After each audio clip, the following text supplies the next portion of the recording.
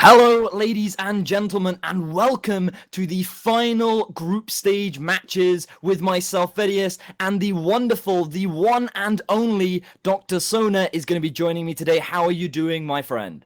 I'm doing pretty well. I've worked out that I am not the youngster, the apt with technology man I used to be. I cannot tweet at all today.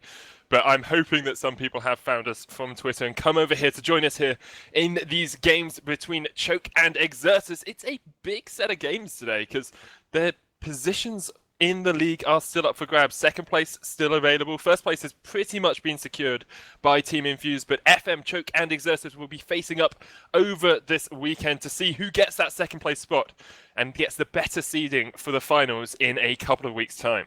Yeah, seeding is pretty much all we're playing for right now. These last four teams that we're going to be seeing over the next 2 days are the teams that will be playing in the playoffs. And the better the seed, they'll increase the likelihood of getting into the finals, which is exactly where all of these teams want to be. But kicking off today will be Choke versus Exertus. We've seen a lot of interesting things come out from both these teams. At the moment, Choke is sitting in a 5-1 record with Exertus at 4-2. So Exertus want to take this win and potentially knock Choke into 4th place.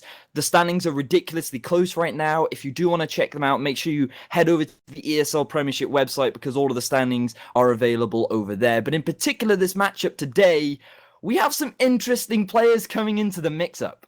Yeah, it's really exciting to see, actually. Of course, Sir Scott playing against his old team. He's on Exertus playing against Choke. And Alchemist, DX Divot, the grandfather of UK League of Legends, is back in action versus Choke. Now, it was only a year ago that he was playing with Numnocked and the Haddo and winning 4 nations. Now he's facing up against Choke to try and push them further down the leaderboard and try and win this game for Exertus. It's a really exciting thing, actually, to see Alchemist being brought back in a very strong rivalry, playing against one of his proteges as well. He's dusted those old bones off. He's ready to get back into the League UK scene, probably the most competitive scene in the entire world. And Alchemist, previously considered one of, if not the best mid laner in the UK, is looking to show his stuff on this Exertus lineup. Really excited to see him play once again, and I'm looking forward to seeing how well he does with Scott and Wiz in particular. This bottom lane has been really impressing me throughout the Premiership, or at least the second half of the Premiership from what we've seen of them, but they are going to be going up against Jokerism and Haddo, and Jokerism, formerly of XL Esports, recently joined onto Choke Gaming. He's been for a very long time looking to break into the top 4 teams, and now that he's here, he's going to be going up against the guy that he replaced. So we definitely need to keep our eyes out on that matchup, because if Jokerism wants to prove himself, this is going to be it. This is definitely going to be it. Riven, Yasuo and Lulu already being banned out here by Choke. Jackson Soraka locked away from the side of Exertus. Mivin Rain is Gash and Slash. It's the same player, he's just changed his name, so not too many role swaps coming out from Exertus. Of course, bringing Alchemist in is quite interesting. I think our overlay is slightly wrong. It says Exertus are on the blue side. It is Choke on the blue side, and purple side is Exertus. Who do you think this last ban's going to be here, Vedius? Well, looking at it, quite a few things are available, and they are actually going to ban the Tahm Kench. I was going to say Fiora is a possibility. Even in the new patch, Fiora is still relatively strong, and I wouldn't be surprised to see Choke go for a very early rotation Fiora, but they're actually going to go for a very early Mundo, which recently we've actually seen a rise in popularity in Mundo Jungle. Due to the changes that have come in, we are playing on patch 5.22. The sudden increase in Mundo Jungle has surprised me a little bit, simply due to the changes to now the Last Whisper upgrades. Mortar Reminder in particular is a very good pickup into Mundo, really hurts his sustain, but people still like it. People really like the impact that he can have. His wave clear, or his jungle clear in particular, is very good. His crowd control is decent with the axes that you can throw out. His sustain is pretty good, but it still kind of surprises me that he has suddenly risen in popularity over the recent patch. It's actually quite surprising. It's a flex pick here. Numlock could take it into the top lane. He's played a few games recently in his match history. He's lost them all on that Mundo, but still is. He did recently say it was opposite day. Okay, so it's quite possibly losses now turn into wins? Exactly. Thresh and Rek'Sai being picked up here for Exertus. Dan coming into the jungle. It's not the Dan that we'll see on FM tomorrow. This is Lanky Dan, one of the original Dans who used to play for Team Infused. facing up here on Rek'Sai. Rek'Sai Thresh, a very strong combo to pick early into the pick ban phase. If you want to go for a sort of more pick oriented comp, you want to catch people out in the jungle, you want to be able to position yourself a little bit better, play around vision, and just make those catches as early as you can. That's definitely true, and not only that, Dan, one of his favourite go-to champions is this Rek'Sai. And for Wiz, one of his favourite go-to champions is Thresh. So far, Exertus have got very comfortable champions for this first game of this best of 3 series. I think they're going to be very happy with that, but they have actually handed over Miss Fortune and Morgana. Now, these two champions have risen in popularity so much. Since the changes to Miss Fortune, she is so strong right now. The most fun thing about her, I feel, is the fact that her ultimate now crits. And going for things like the Essence Reaver, building some early crit damage, things like the Static Shiv, and all these new items that have come out, she can actually do an insane amount of damage. And because of the new change to her passive, where she does a bit of bonus damage every time she hits a new target, it's crazy. She has a lot of damage available to her. She works really well in team fights, and backed up by that Morgana pick, it's going to be very difficult to take her down.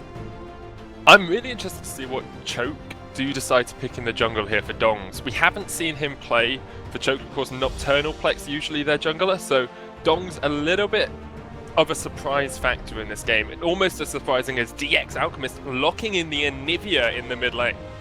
We have seen so much Anivia recently. If you guys did tune into Sona's last cast that he did on Thursday, you guys will have known all about that Anivia pick, because he was certainly excited about it. I'm sure some people in the game were pretty excited about it, judging off what Sona said. But this champion, it seems to be that control mages have really risen in popularity recently, with the focus being on AD carries. Trying to deny them from actually getting involved in the fight is a common way that we've seen of these mid laners now being interacted into the game. Things like Brand has risen in popularity, Azir has been a little bit more popular as well. Things like the Anivia, it's all about these control mages that can zone teams out, try and split them up, try and focus targets down as quickly as possible, and Anivia does that perfectly. Not only that, Alchemist used to be renowned for his Anivia, definitely one of his go-to champions, one of the main reasons that he even got to Challenger, and I'm super excited to see him pick that one up. I like these last couple of picks as well coming out from Choke. They've got the Jace for the mid lane poke, gives you a lot of range, along with the Malphite, who gives you that engage when you need it. A Malphite ultimate into the Soul Shackles coming out from Morgana is such a strong ulti combo, with the bullet time coming across and with Jace just spamming out those shock blast combos.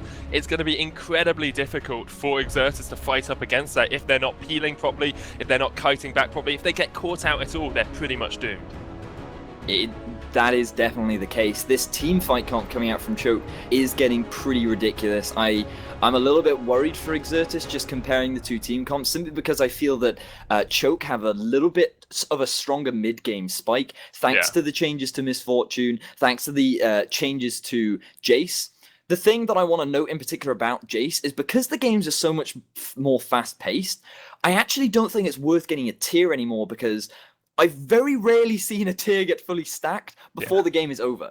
Because of how quickly the game actually ends, it's so much harder to actually get the full stacks, to get that Mana Mune into the Muramana. I don't know if it's worth it anymore, and I'm looking forward to seeing how Ravano changes up his build. I wouldn't be surprised to see something like an early Essence Reaver, and maybe head more towards that crit itemization, something like a Essence Reaver into Ghostblade, maybe something that we see come out of Ravano, simply due to these changes and how much more fast-paced the game is. So I'm looking forward to seeing this. I think Choke have a very good team fight composition, but Exertus very late game heavy. And this is the thing about the new patch, because of how snowbally it is, because of how much more gold there is in the game, if the early mid-game composition gets that gold, then they run away with it. But because of how much more gold there is in the game, these late-game compositions will reach that late-game point earlier, assuming that they can survive the onslaught of these early-game compositions. So it's basically very much about who can play their composition better. If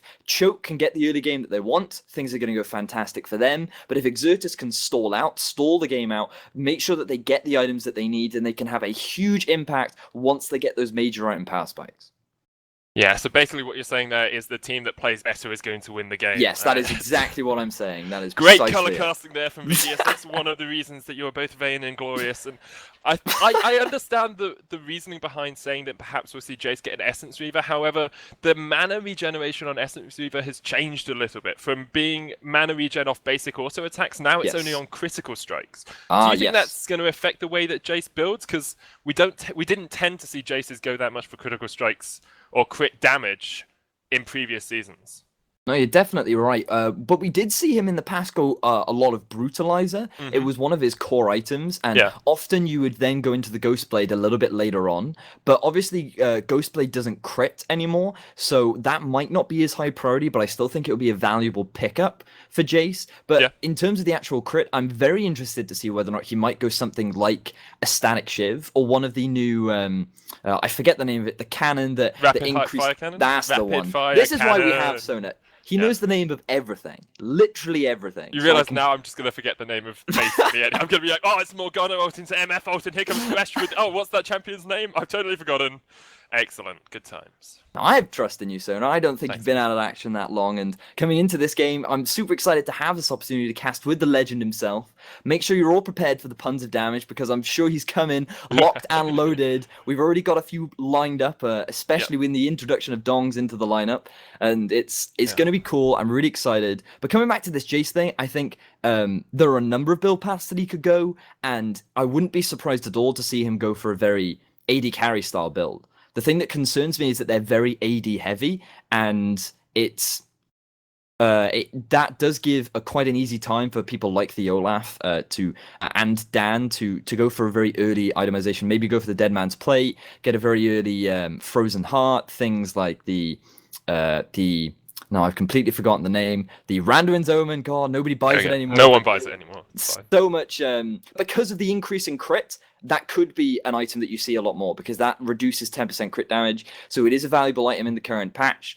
And I just think that the itemization will be very unique this game. I want to keep an eye out on how people choose to build. Even Alchemist on this Anivia. There are so many different itemization paths that you can go for that Anivia now as well. I wouldn't be surprised to see the Rod of Ages, especially seeing as it's actually had a bit of a buff this patch. But it's so much up in the air, still so much that we don't fully understand about this patch, and I'm really looking forward to seeing these two players match up because this is a very important series. You know, they're playing for seeding right now. Neither team can afford to lose, and for Choke, this is the difference between potentially second and fourth place coming into the playoffs. If Choke lose this game, they go into fourth, and Exertus will take third place. If they win this game, they have the opportunity to take that second spot away, as you were saying. And second spot means that you're going to play up, well, in second is against third, but you really don't want that fourth position. You're going to play up against Team Infused in the finals in a couple of weeks, and they are incredibly strong. The standout performers of this ESL UK Premiership. They've been absolutely superb. If it were me, playing Infused now is like playing Fnatic in the summer split. It's just something you want to avoid at all possibilities. I completely agree, and with the talent that Infused is running, I wouldn't be surprised to see why teams are so afraid of playing up against them. And we are going to be seeing them go up against FM tomorrow, and that'll definitely be a nail-biting game, a bit of an El Clasico for the UK scene coming in for tomorrow. But that's all going to be happening later on. First, we have this matchup between Choke Gaming and Exertus Esports. Everything to play for. This is the first game of the best of 3 series, but I'm super excited. I'm super excited to be here with Sona. Let's get into game 1. Yeah, we are just loading onto the Rift now. I saw in chat actually there's a question about a 3-way tie for second place. We've discussed this with the admins at length before this. If the 3-way tie occurs where FM lose tomorrow and Exertus win today, it goes off match wins. So if you've beaten your enemy team previously, so for example it's Choke versus Exertus would get the position, whereas if it all equals up in a tie, a 3-way tie, it's off how many maps you've won throughout the best of 3s in the tournament thus far. So it will be a little bit of calculations, a little bit of jiggery pokery and magic, mathematical magic cracked out by the admins, but I'm sure they'll have worked it out all correctly. Looks like we're just pausing ever so quickly before we get into the game. It wouldn't be UK League of Legends without a pause, but this pause does give us a good opportunity to talk about Last Whisper. You said there's a lot of attack damage coming out here from the side of Choke. How many Last Whispers do you think they're going to get, and how do you think they're going to build them after they get the initial item? Well, I definitely think that there's going to be lots of Last Whispers. If anything, everyone should get a Last Whisper because it's super Including cheap. Dongs, including Alchemists. Exactly, including yeah. I Wiz. think that everyone First should item, get Last one. Whispers for all. Exactly, and I think in particular we'll see it on Sir Scott. If we're going to see it on anyone, it'll be Sir Scott. Yeah. But obviously, I'm assuming it's going to go on to everyone.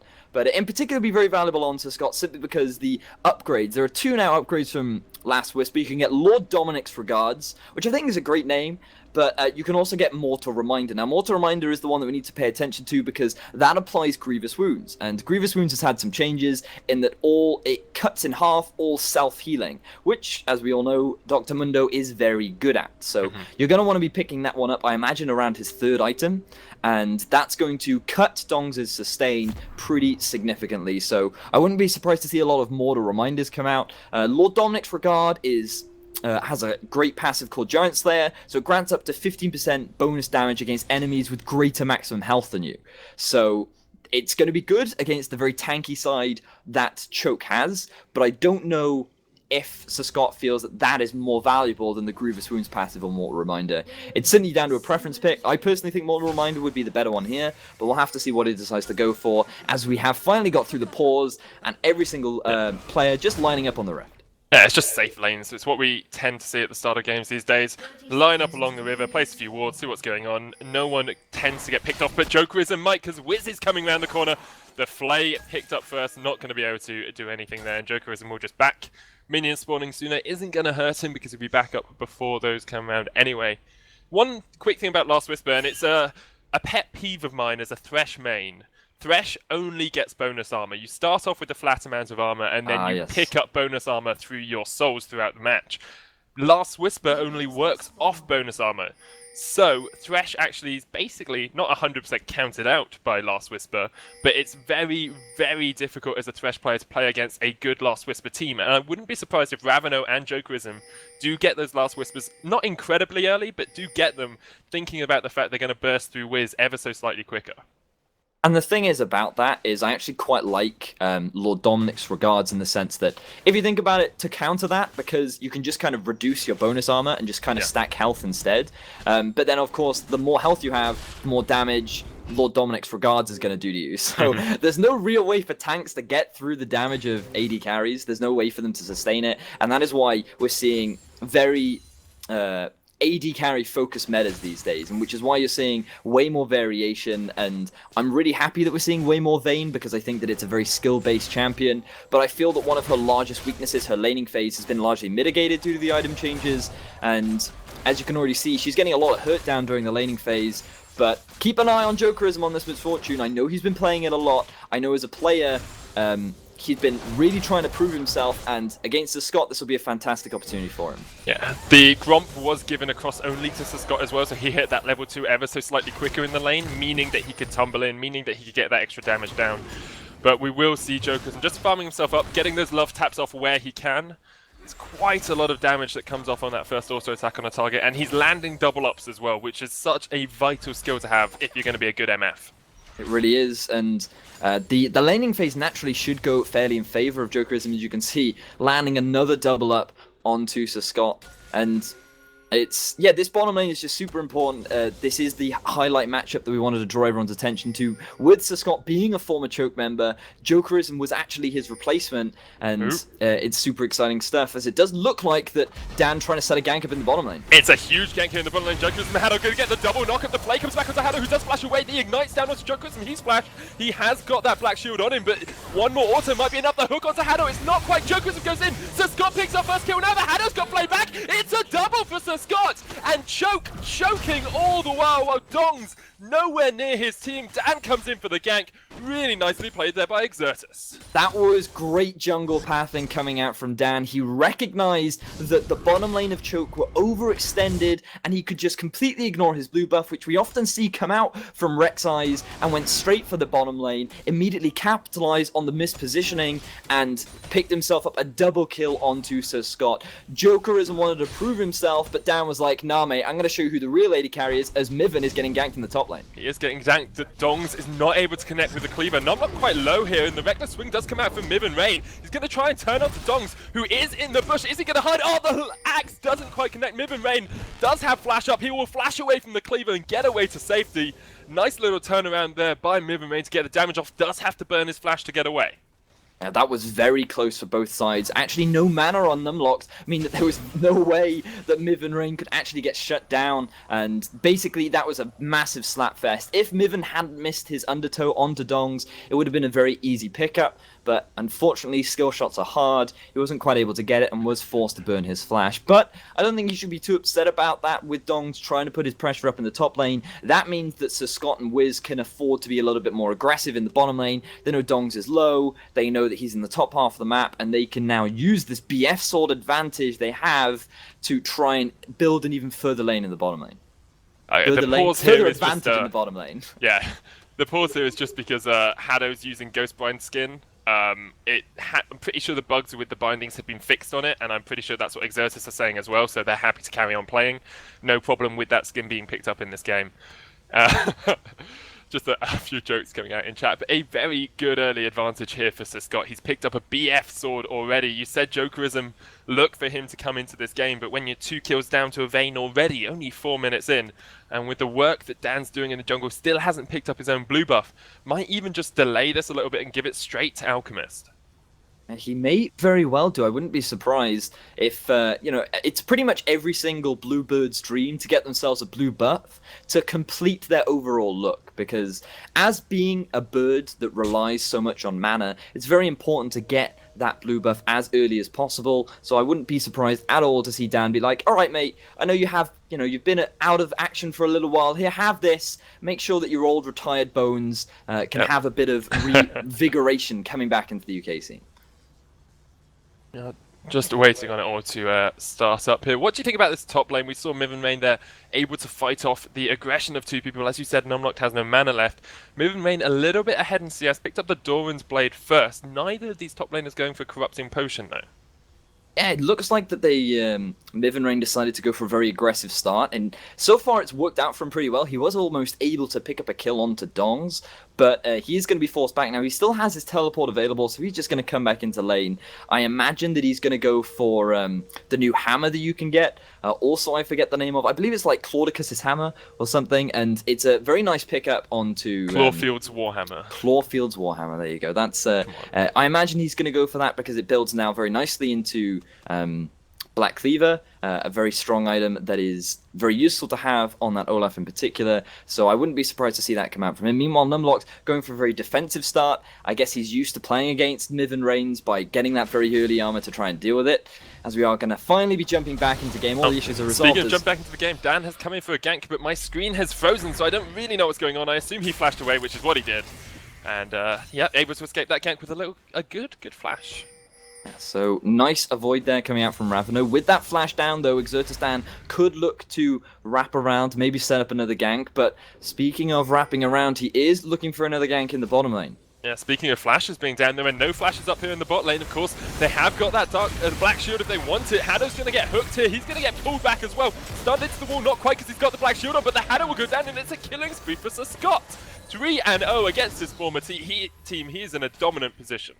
And it's all off the back of Dan. He's doing so much work in this early game, making sure that Sir Scott gets as ahead as possible, because that's what you want to do for a Vayne. Traditionally, Vayne has a weak laning phase, so what's the best thing to do? Help her through it. He doesn't need to help the middle lane. There's an Anivia there. There's Alchemist is just going to be taking his time to ramp up. Miven Rain is doing perfectly fine up in the top lane. We already saw him almost win a 2 versus 1. That means that there's only one option available for Dan, and that's to get his bottom lane ahead, and he is doing a fantastic job of that so far. 3-0 and 0 in, 5 minutes already into the game. So Scott really showing his stuff this game. Yeah, that Vayne is glorious. Alchemist gonna have to be careful here for the Dongs gank, but he will just be able to back away. So Scott goes aggressive onto Jokerism, knows he can really do whatever he wants at the moment with that BF sword. Wiz is gonna flay back Haddo. There it comes to make it rain, and Wiz is gonna have to back away just ever so slightly. Does need to be a little bit careful because Dongs was coming down the river. They decide not to go in, and at the moment, Exertus definitely showing their stuff here against this choke lineup. Alchemist has no mana though. He needs to be very careful going up against Raveno. Yeah, Raveno hasn't got Ignite though. He's not going to be able to put enough damage down to take down the bird, especially since she still had Egg. So even if she'd got that passive proc, would have been able to survive with Dan coming just around the corner. Game's settled down ever so slightly. No more ganks from Dan. Still no Tribush ward coming out though on the side of Choke, and you have to think they need to ward that bush. Their flash are almost back off cooldown, but Dan could come back around for another gank anytime he wants. Yeah, he really could, and considering how much focus he's already put down into the bottom lane, it wouldn't be surprising whatsoever to see him come there once again. But I want to bring our attention to this itemization of Hado actually being aggressed upon in the bottom lane. Yeah, lots of damage coming down. Jokerism taking a couple of auto attacks as well, so Scott tries to jump in to get onto Jokerism, won't be able to manage it. Bring my attention to whatever you'd like, Vedius. I think we've got a break here. It is the Tear of the Goddess being picked up for Alchemist. I talked about how in the current meta, it's actually a lot harder to get the full stacks because of how much more fast-paced the games are, and it surprises me that Alchemist has decided to go for this heavy scaling item. I guess he's assuming that the game will be stalled out, they're waiting for that late game stall to play, and it doesn't really surprise me given the whole team composition that they're running. They have the Vayne, they have the Anivia, they have the Olaf, very late game focused team composition, so going for that tier does make sense, but I'm not sure how well it's going to work out. We'll have to see. Just keep an eye on how well he does at stacking that item up. Yeah, Rayenmort, who plays for the mid lane for the Newell, we saw on Thursday he would go for the Rod of Ages first item on the Anivia. It does take 10 minutes to stack up, but if you can get an early one, definitely helps out your team a lot. Getting the tier takes a bit longer to stack up, as you said, and we haven't seen it paying off that much. However, Raveno's gone for it as well. So both of the mid laners giving up a bit of an early game power spike in favor of that later game play.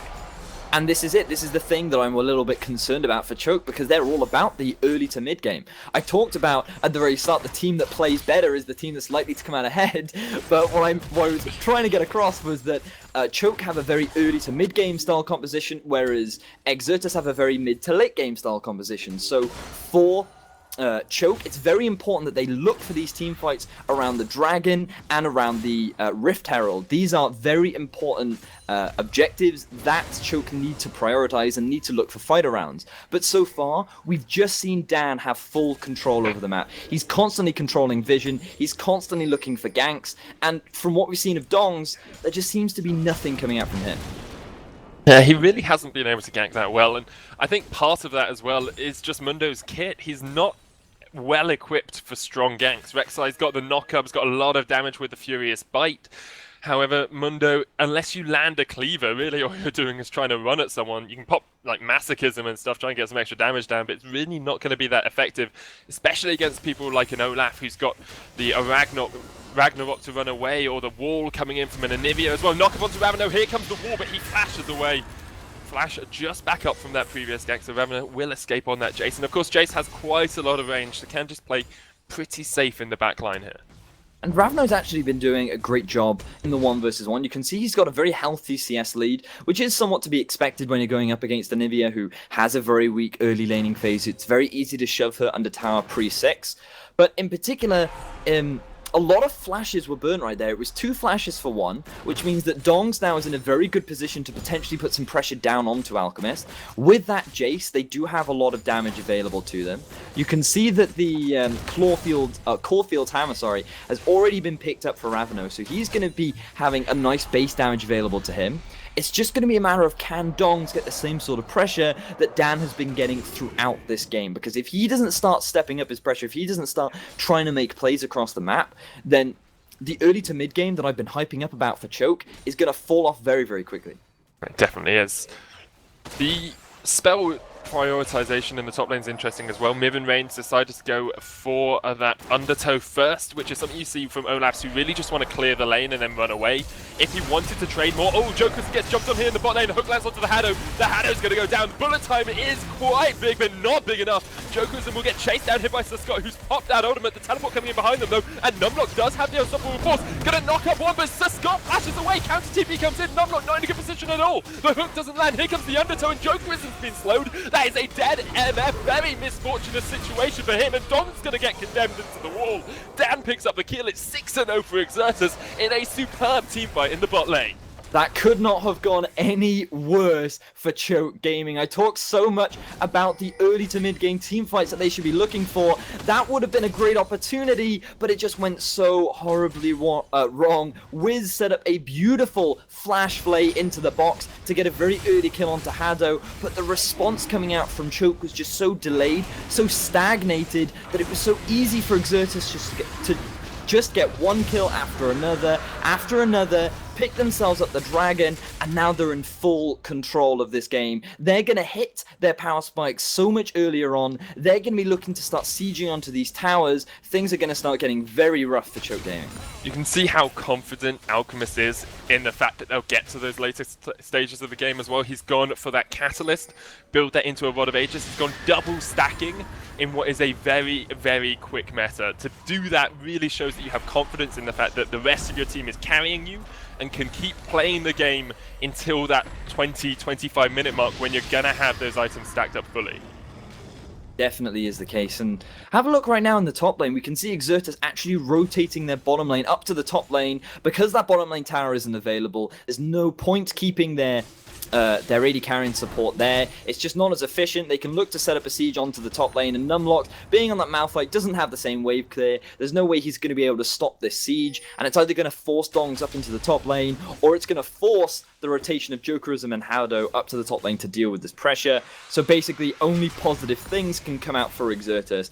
This is surprising me a little bit, because from what we've seen in the past from them, these macro level plays isn't quite what I'm used to. They traditionally have a very passive early game. They're very much this late game scaling team. But for Dan to be getting this early game pressure out, to really change their playstyle up and snowball this early game, and then making these macro level plays all around the map is very surprising and a very positive thing for Exertus coming into this final group stage match. Dong's not in a good position here. He's going to get knocked up, going to get hooked. There's the box. The Lantern comes behind him. Vayne can join this if they want, but Dongs will get taken down by Dan. And the better jungler winning out at the moment. Really interesting. We talked about this pre-game. We haven't actually talked about it while on stream. But Vedius, you said Nocturnal Plex has been one of the defining forces for Choke thus far this season. And now playing a game without him, they are really, really struggling.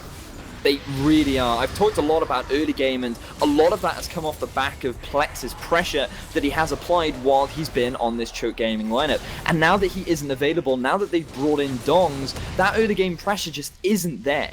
It is not the same sort of Choke that we're used to seeing, where they're very much all about constantly going for fights, constantly looking for these plays, constantly trying to invade and make the enemy jungler's life difficult, and it's really hurting Choke Gaming right now. Exertus Dan in particular has had full control over this game. I'm really impressed with how he stepped things up coming into this final game, because they really needed it to get a better seeding coming into the playoffs.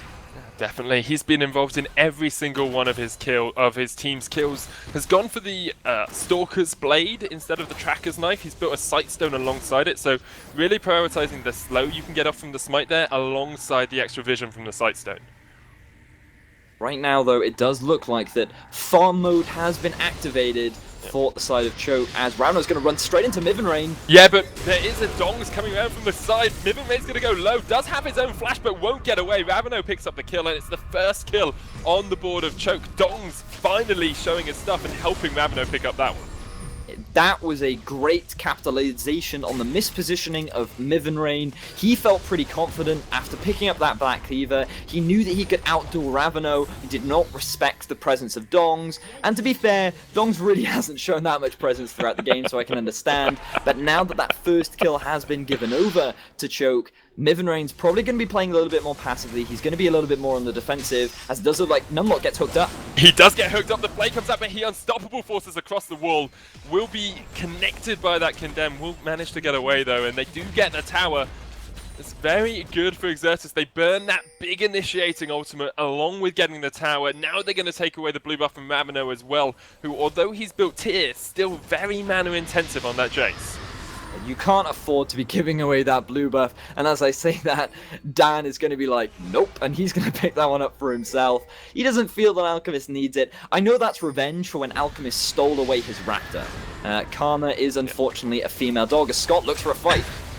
Scott is looking for the fight. Everyone in the mid lane here. Dan takes all of those hypercharged bullets, but it's going to be able to walk away. Actually tunnel away, of course, because she's playing Rek'Sai, but Mid lane a push here coming out from Choke. They're going to try and get their second tower of the game. Rivenmane is running up, does have TP, decides not to use it to get into the fight. Bullet time comes out on a blocked up Anivia there, so Scott goes low. The hook doesn't connect, but then the box Dan in the front line. Rivenmane can come in from the side, so Scott goes very low. They do get the kill on Dan. It's a shutdown. The gold is going to go across the team, and TP coming in as well from Numlock. So they're going to keep pushing for this mid lane in a tower. A very good change of pace here from Choke. Picks up them 2 towers, a kill, and it looks like they're going to get Rift Herald as well. So this is a big problem for Exertus so far from what we've seen, overconfidence. Alchemist had no mana available to him.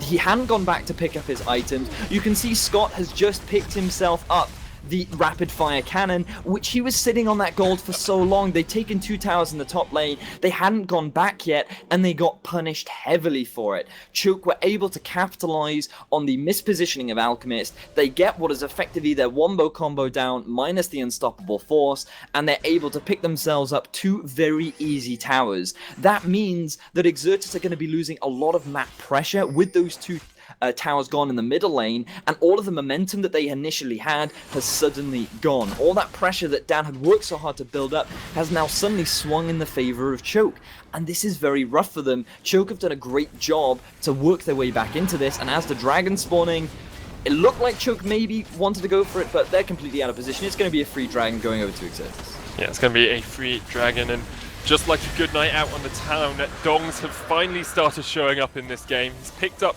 2 assists in those fights after helping out in the bot lane. The Haddo did actually pick up the Rift Scuttler buff there, which I don't think is the team member they wanted to give it over to. Perhaps would have been better on someone like Numlock, who's going to go for that split push. So Scott trying to push down the mid lane with Alchemist and Wiz. Exertus need to start exerting force on this game once more if they're going to have time to stop this comeback. Yeah, you can see already, I was talking about the momentum, but even after a rough fight, Exertus aren't swayed that heavily. They know that they have the gold lead, they know that they have the item advantage, and they are still pushing that. They have great siege potential with this Anivia, and after picking up that rapid fire cannon on that Vayne, it's going to be a lot easier for her to take down these towers. But Choke have decided they want to make a macro play of their own. They're going to be looking around this top lane. If they can pick themselves up this tier 1 tower, they're going to be gaining a lot more map control, and it's going to open the map a lot more for both sides. So we should start seeing a lot more fights happening. We've hit that mid-game point. This is where both teams are going to be looking to exert their pressure, and now it's going to be very impactful because whoever comes out ahead in these team fights is going to be a large indicator of who's going to come out ahead in this game. Definitely. Dan, of course, does have that Void Rush, so can join his team if he's got the tunnels nearby. There's one around Gromp area of that red side, so can join the fight if he wants to. Doesn't look like he's going to do that at the moment. The tower in top lane does go down to Choke. That's their 4th of the game. Towers all equal up in this game. 4,000 gold, well, 3,000 gold the lead for Exertus. And as you said, like, I feel that the impetus of this game has swung more towards Choke in the last couple of minutes. Yes, second dragon was picked up for Exertus. Yes, they managed to get themselves ahead in the gold, but those 2 kills really giving Choke a lifeline back into this one.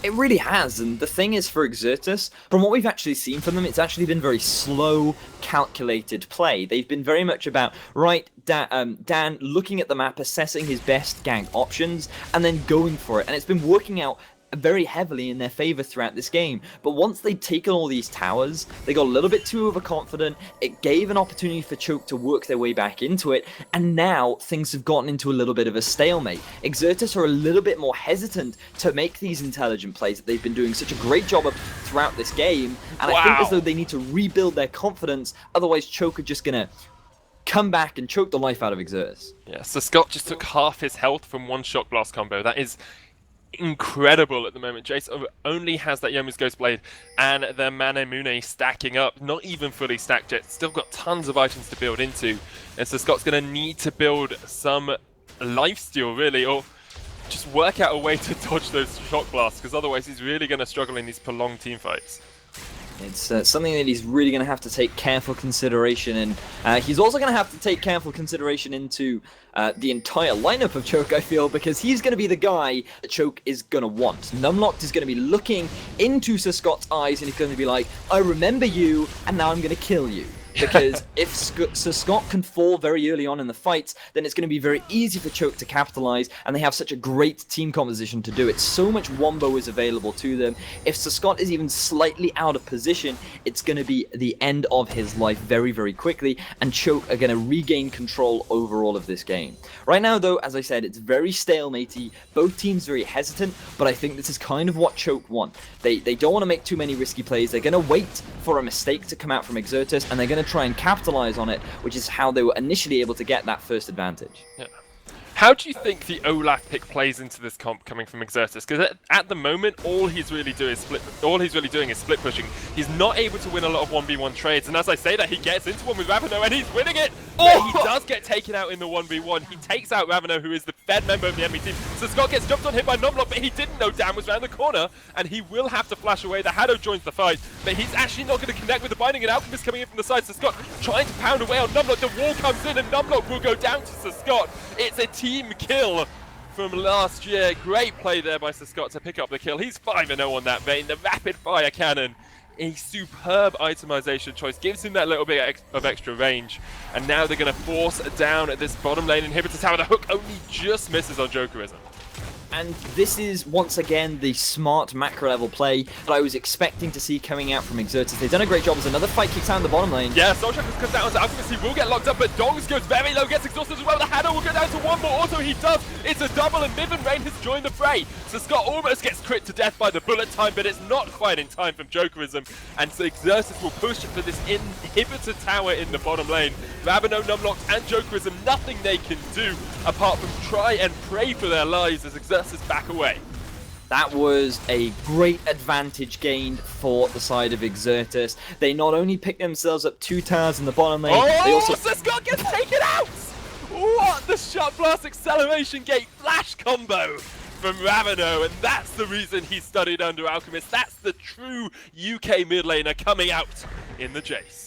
And you said it earlier, you said that Ravano is the guy that Scott needs to be careful of because those shock blasts are doing a lot of damage, and you saw right there, he was not able to dodge out from the flash play coming out from Ravano. He ended up giving away his life, and I think that Ravano is going to be quite content picking up at least some advantage as they're trying to escape, as Midrain being collapsed on. Position here, the Twin Shadows comes out, he's been spooked by the ghosts, and he's going to go down. Jokerism will help Ravano pick up that kill. They're going for the Baron as well. Dong's tanking it up as well.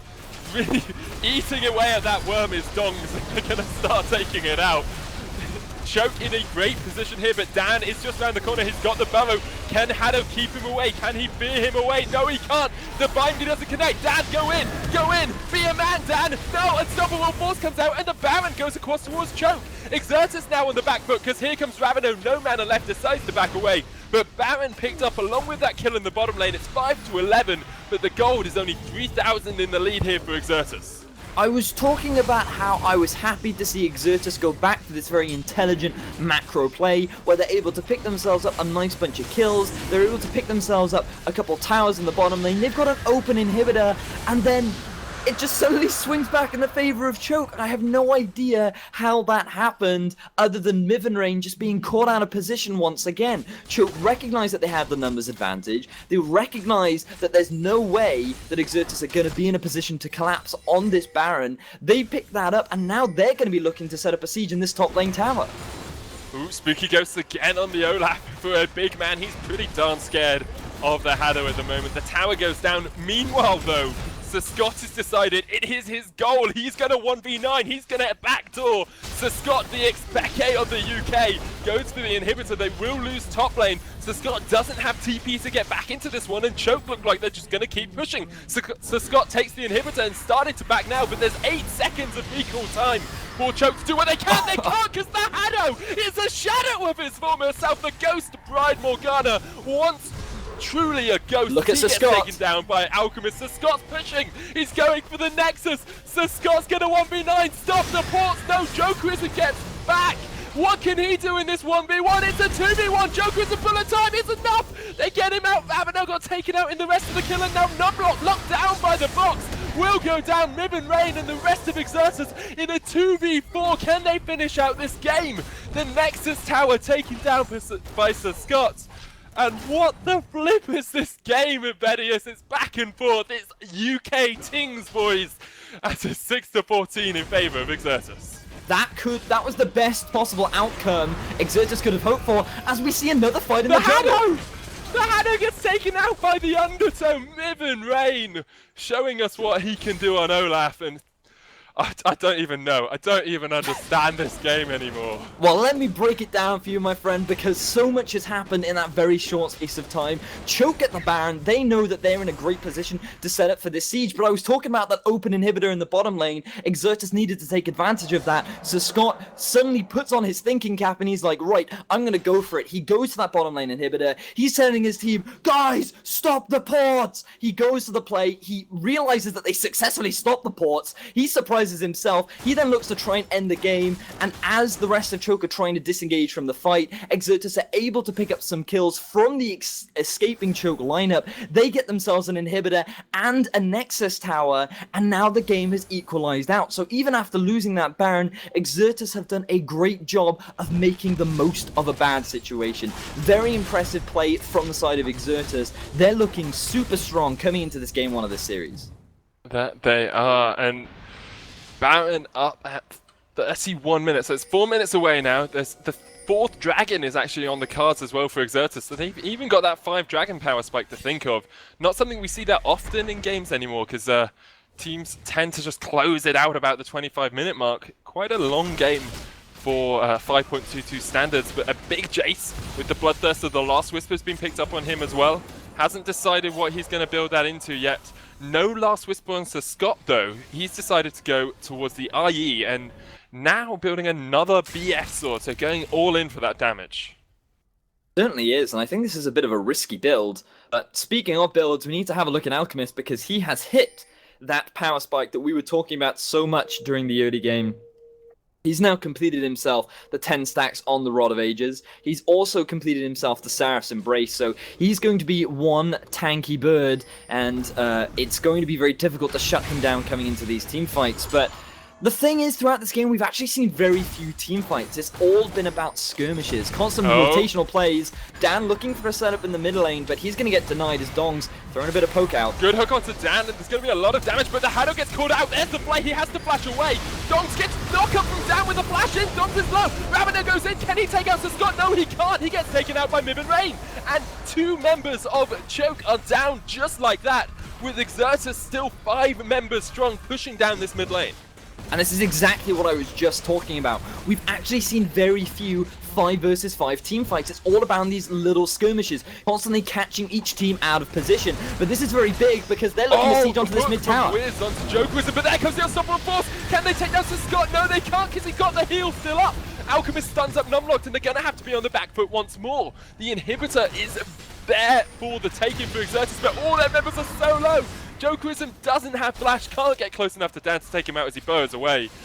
And once more, Exertus escape on slivers of HP as their inhibitor tower goes down in the mid lane. The biggest shame for Choke is simply due to the fact that they cannot get the 5 versus 5 team fight that they so desperately want. We've talked so much about their wombo combo potential that they just have not been able to execute, because this whole game has constantly been about catching 1 people out, catching 2 people out, skirmishes back and forth, back and forth. And not only have Exertus been making fantastic macro level plays, but they've been getting these skirmishes exactly the way that they want them to. Vayne is a beautiful duelist. Dan and Mivin Rain on this Olaf and Rek'Sai are also beautiful duelists, and they've pretty much played the game plan exactly the way that they want to. This has gone so heavily in the favor of Exertus that I'm surprised, because this is not the team that we're used to seeing. Not at all. The dragon about to spawn in 17 seconds, and we can see Choke positioning themselves for it. They do need to be careful though, because if they lose a fight around here, both Baron and Dragon will be on the cards. In fact, if they get delayed around here, we could see a sneaky counter Baron coming out from Exertus. They've been known to do it before. 2 inhibitors, well, 1 inhibitor respawn for each team now. They're going to take the Dragon away. It's their first of the game. Gives them that extra damage, which is really, really good. But Exertus look like they're trying to position it in the blue side jungle here to see if perhaps they can catch someone off on a Baron rotate. This is very important. They recognized that they couldn't go for that dragon play, so they immediately decided, right, let's go around the Baron area, let's put some vision down, let's get some control so that we can look to make some plays around that objective, because we've reached the point in the game where this Baron is going to be the largely contested objective, and I think this is good for Choke. They may very well be able to get the team fight that they've been longing for throughout this game. The thing that concerns me is the massive itemization difference between the two teams. Danny's going to take a lot of Jokerism gets hope. caught out, has to flash. That's huge. Having Jokerism's flash down is so big when there's Exertus whiz there with the hooks, when Alchemist can get the stuns down, when Dan's available as well to burrow in and knock up. That is a massive cooldown down. And so Scott and Dan have now started up the Baron for Exertus. Spooky Ghost comes up. It's almost, well, it's already been Halloween. Can they scare people? Oh, no, it's almost Halloween. It's been Halloween. Alchemist is low. Oh, so Scott tumbles away from the unstoppable force. He's going to get out of the bullet time as well. Alchemist walks back into it. So much damage to Wiz. It's Sir Scott and Alchemist versus the world. It's Exertus versus the world. And Choke going lower and lower. Sir Scott's still alive. Dongs is so low in the front line. Miv and Rain as well, really low. Alchemist still has Egg. Pretty sure that's the first time we've seen that this game. Dongs off towards the side. And Ravano and Dongs, the last two members left alive here of Choke. But Dongs is going to get taken out by Dan, I think. No, he's not. Dongs picks up his second kill of the game. His first real big counterplay there, managing to take him out. And the Undertow doesn't connect it from Miv and Rain, but the reckless swing will be enough. He does pick up that Mundo. It's a great little fight for Exertus around the Baron. They pick up that objective as well. Now they're going to push in towards the base. So Scott's still alive, tumbled away from the unstoppable force. Great play by him, showed why he's been one of the top 4 UK carries for a long time, but he's not going to be able to carry for much longer as Jokerism respawns. The Haddo hits the bind, and it's 2 kills in favor of Choke. Choke finally get the team fight that they want, but the thing that scared me the most for Choke was this item differential, in particular between the two AD carries, and you saw how evident that was right there in that team fight. So Scott was so impactful, it was impossible for Choke to lock him down. He should have been their primary focus. They weren't able to focus onto him thanks to some beautiful mechanics coming out from Sir Scott, and it was just heavily swung in their favor. Teleport does come out, and so does the box. A little bit of a bait there, but I don't think that Exertus are going to be a little bit upset off the back of that. The thing that I also want to highlight is that a recurring problem that we've seen from Exertus throughout this game is just pushing their advantages too far. Two members of Exertus, their two main carries, go for that top lane inhibitor when they know they shouldn't have. They have access to the death timers. They knew when Choke was going to be available. They overstayed their welcome, and once again they threw away a very easy lead that they'd been able to ascertain. It's one of the biggest problems for Exertus, and it's concerning me coming into the rest of this series, because I feel as though we're obviously going to go to a game 2 that may very well be an avenue that Choke can look to punish. Almost definitely, and you saw how reliant Exertus were on getting one lane ahead and then helping that lane carry the game. If that laner, specifically Sir Scott, gets caught out in the later game portions, it's really difficult for them to team fight. We saw how well he played around that Baron fight. It was very close to going down, and if he had gone down, it would have been an incredibly different fight. Choke would have absolutely cleaned house with it. But because Sir Scott played so well in that fight, they had the advantage, they had the opportunity, and then they blew it, as you said, Vidius, by pushing for that top lane inhibitor. They didn't have a tank there. Perhaps if Dan had been with them, or if Miv and Rain had been there, they would have been able to do something, but it was definitely not the case. And now all 3 inhibitors are up for Choke, and we see Exertus trying to put some pressure down, trying to find an avenue into the base, trying to crack open this nexus of Choke. Right now, look, this is going to be very important for Choke. They still have great team fight. They still have that wombo combo available to them.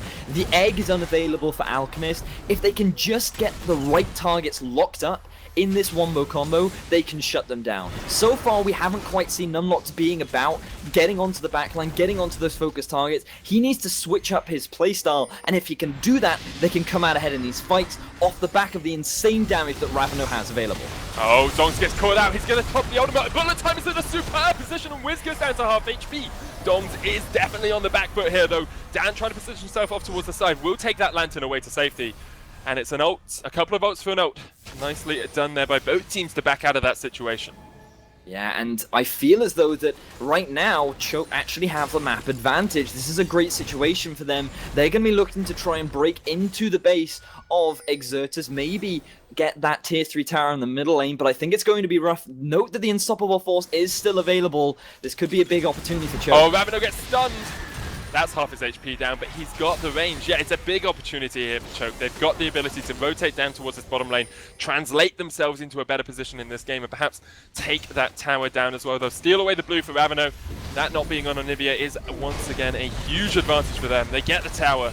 They're just eking themselves back into this game with a little bit of gold here, a little bit of gold there, and a couple of dragons under their belts in just 15 seconds. 36 minutes into the game, it's actually very late game for the patch that we're currently playing on. Look at the item differential between the two teams.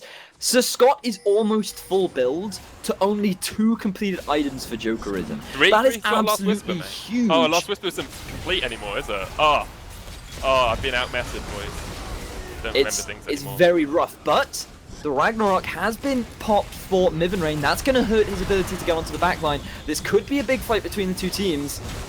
Dan's off towards the side if he does want to fight, but decides against it. There is a big wave of minions in that top lane that Numlock's going to have to back and sort out, but should be able to keep them off the inhibitor. Yeah, right now, that is going to be a very easy Drake going over to Choke, and I think they're going to be pretty happy with that. Denying that 5th dragon possibility away from Exertus is a great thing to do, and it's a little bit surprising because I've talked about it already and I feel like I'm harping on about it, but I think it's very important to recognize how great and how smart Exertus have been during the early stages of the game. They've gone for these very early skirmishes. They went for the 2 versus 2, they went for the 3 versus 3s. Dan was always looking to get his laners ahead, and they were constantly making these very smart macro plays, always getting those objectives, always in a right position at the right time, making the most out of any bad situations that they were in. But now that we've reached these later stages, they seem to just not know what to do. That smart, intelligent, macro level play just seems to have disappeared, and that they're sort of fumbling. They're hoping that Choke makes a mistake that they can capitalize on, and I don't think that Choke are going to do that. They're a very experienced team. They know how to play from behind, and I think that Exertus need to put their thinking caps back on, because if they don't, Choke could very easily work their way back into this game. Oh, most definitely. Finished build here for Sir Scott is that Triforce last, so really not building defensively at all. He's relying on his own positioning on the lanterns, on the walls as well to keep him safe. But with the Triforce, he's going to be putting a huge amount of damage down. Tumble in, get that Sheen proc as well. Can be very difficult for anyone to stand up against him in a 1v1. However, as you say, Choke are not looking for 1v1s. They're looking for these big team fight-oriented, objective-orientated fights. And with Baron up in 2 seconds, they might get exactly what they're asking for. I just had a look at the gold, and it's pretty shocking between the two AD carries. I don't know what you mean, 5.5k, mate. It's nothing. Oh, so Scott goes for the inhibitor, he does take the lantern out, and Dog's gonna get caught. The stun lands onto the Haddo, and here comes Mivin Rain with the TP in. So Scott still almost on full HP, has managed to escape here. Mivin Rain going in, he's gonna try and get off the Jokerism. They will get the inhibitor down. The bullet time is gorgeous though, and Dan goes very low. Raveno's gonna get away as well. Dongs, the last man left, but Jokerism gets caught. The unstoppable onslaught comes onto Scott and Alchemist. It's a great fight here for Exertus, and Numlock's been locked up against his own Nexus. He's gonna go down. Exertus with a superb fight in the face of Choke Gaming. Will take this game unless Dongs and Raveno can do anything, but it looks like Dongs Choke has choked, and they will take the Nexus. Exertus 1-0 in this best of 3. That team fight right at the end was such a great situation for Choke that they just didn't capitalize on. Numlock was so hesitant to pull the trigger on that ultimate. It was a beautiful bullet time that just wasn't capitalized on. Yes, it hurts Jokerism a lot that he was so far behind, but there were so many opportunities right there for Choke to actually get the team fight that they want. They just weren't able to execute it properly, and this is it. This is what Exertus were looking for. They couldn't quite make the plays that they were making during the early game. They were hoping that Choke would make a mistake. They did right at the end, and they were able to capitalize, take this game 1, and they're looking to go for a 2-0 in this series. Yeah, really good decision making from Exertus to decide to go for that inhibitor as opposed to fighting around the Baron.